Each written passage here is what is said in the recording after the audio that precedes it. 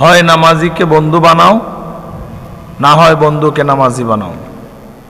এতে তোমার বন্ধুত্বও নষ্ট হবে না, তোমার নামাজও নষ্ট হবে না। বন্ধু এমন একজন ব্যক্তিকে বানাতে হবে যে হবে তোমার আয়না, যে হবে তোমার ছায়াস্বরূপ। বন্ধু তোমার আয়না, যেমন তোমার সাথে বেঈমানি করবে না, তোমার চেহারার কন্ডিশন যেমন আছে আয়না তোমাকে ঠিক তেমনটাই দেখাবে।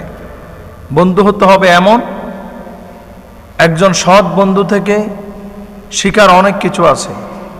বন্ধু বানাতে হবে এমন ব্যক্তিকে যিনি তোমাকে জান্নাতের রাস্তা দেখিয়ে দিবে।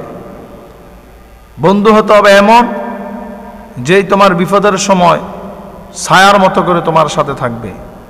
ছায়া যেমন মানুষ থেকে কখনো আলাদা হয় না।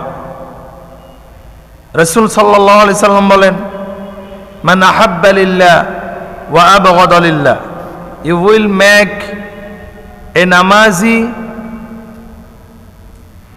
তুমি এমন একজন ব্যক্তিকে বন্ধু বানাবে